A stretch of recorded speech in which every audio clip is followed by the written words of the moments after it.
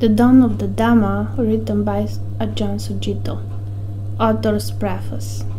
I begin this series of illustrations in January 1980s at Chithurst Monastery. At that time, I did not conceive of there being a series, and Chithurst was hardly a monastery. What sustains the spiritual life is that it becomes independent of one's own volition. It has a life of its own that one comes to recognize and serve. So taking things as they came and adapting accordingly, after 4.5 years, Chithurst was a firmly established monastery, and there was a series of paintings. I was able to present them with gratitude to my teacher, Venerable Ajahn Sumedho, on the occasion of his 50th birthday. In the winter of 1979-1980s, we had just started on the work at Chithurst. A lot of it was manual labor, the reconstruction of a near derelict house. Partly in response to the amount of physical and outgoing energy that was needed, some of the monks expressed an interest in developing our limited range of devotional and reflective chants. The Dhammacakkappavattana Sutta was a natural choice, a medium-length, steadily intoned chant that expounds the heart of the Buddha's teaching. It was ideal for both tranquility and reflection and could help to bring the whole community together in a devotional form. A few of us began to learn it from the Royal Thai chanting book, but it occurred to me that the sutta could be written out in a way that could make it easier to read. And this would be a way of expressing gratitude to the traditions and to Ajahn Sumedho, my teacher. My penchant for graphic and verbal images had drawn a certain amount of artist material my way, notably a calligraphy pen with which I proceeded to write out the sutta. With some memories of Celtic Gospels, such as the Lindisfarne Gospels and the Book of Kells, I used a variation on half unsealed script and added a few illuminations to the capitals. People were pleased and wanted to print copies of the work, so I thought I'd better do it again, but more properly this time, with perhaps a full-page illumination of the opening paragraph. I had a draughtsman's pen then, and a few colored inks.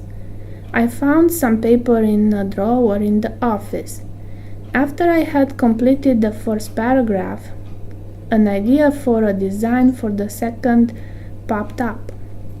This went on for 4.5 years, punctuated by monastic retreats, long work projects, and sojourns in 2 branch monasteries. At times the work would rest for a month or 2. At best I could only pursue it in whatever spare time arose, or at night, or on observation day. It felt right that way, just to use what time became available rather than to seek out time and make an obsession out of creation. This space gave me eyes and hands time to learn, and my mind time to digest ideas and allow images to gather and merge. Most helpful of all, for the creative act, I could contemplate the perception of having to get this finished and the dispassion to let each painting be unsatisfactory without making a problem out of it. Every one of these paintings gave me an example of the Buddha's teaching in practice. Birth is suffering.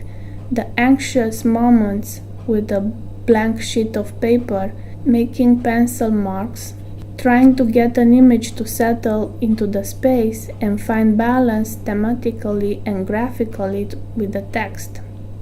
Aging is suffering, the struggle and concern to make it turn out right, coupled with the awareness that it was obeying unseen laws of its own, that it's suffering. The finished product, lettering uneven, coloring dull, forms murky and distorted. Well, let it be. I don't remember really finishing any of them. Rather, I just came to realize that there was no point in tinkering anymore with each one. Misshapen as they were good enough. Those that stand now were mostly first drafts. There were 2 retakes and 1 abortion. Most of them earned the right to live through sheer persistence. I wanted to be able to present them on a suitable occasion. Furthermore, I knew I would be going to help establish a Maravati Buddhist monastery, which would require all my energies. I finished the last one on the night before Ajahn Sumedho's birthday. That was the right time to finish. Every one of these paintings is a manifestation of the joy of the Dhamma, for myself anyway. This is why they are good enough. All of these images arose. I created none of them. Some came in meditation, some from memories, some from artworks, mandalas and tangas in the monastery. In the earlier pen and ink drawings, it was mainly images that arose, lines and shapes and quasi-caricatures. The later illustrations are paintings in which the color or a combination of colors arose first, particularly in the section on the Devaloka.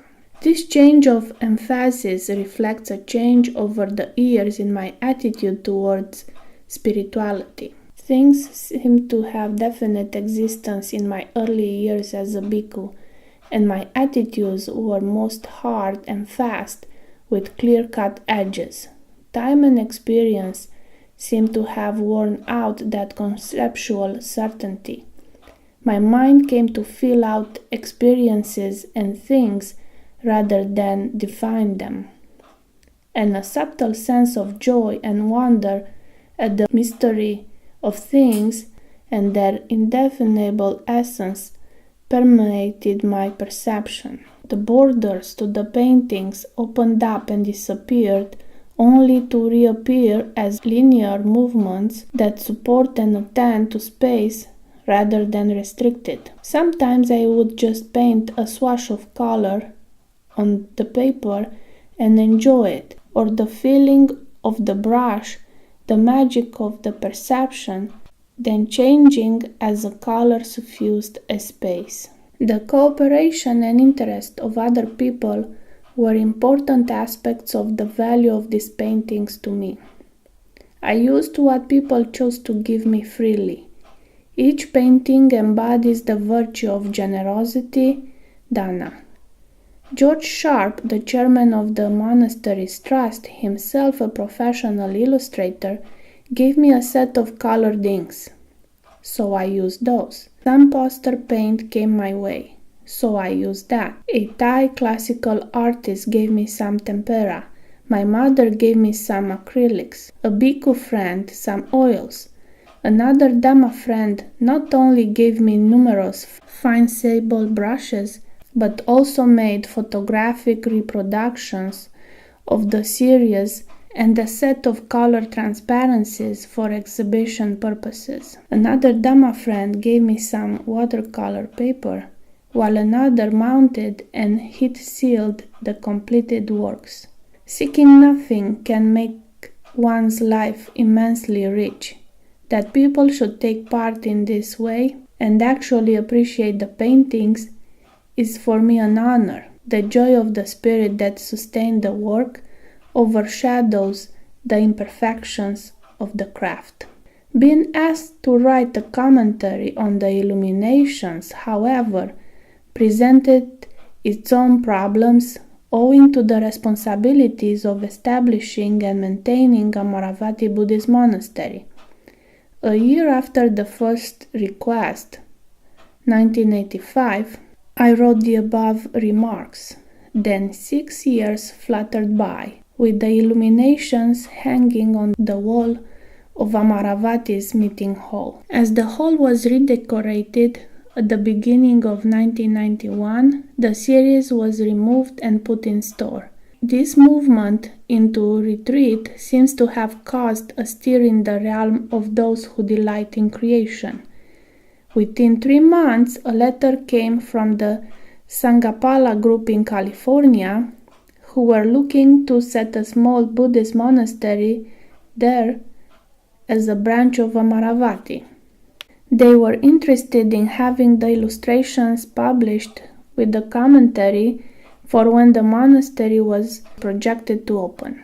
I asked Ajahn Sumedho for a month sabbatical to write the commentary, incarcerated myself in a room with a shrine and a word processor, and eventually emerged somewhat dazed with the manuscript. A few interested monks and nuns got down to reading and tidying up the draft, pinning some of my drifting thought process into literary form and doing what they could to polish the style without making the work appear as an abstract and authoritative statement on the Dhamma. There is enough of that conceit in religious teaching and in human pronouncements in general. Rather than a proclamation of enlightened wisdom, this is a record of some thoughts I have had through years of practice. May it encourage others to develop their own insights and thus be for the welfare of many. Sucitto Bhikkhu, Chithurst Buddhist Monastery, December 1992.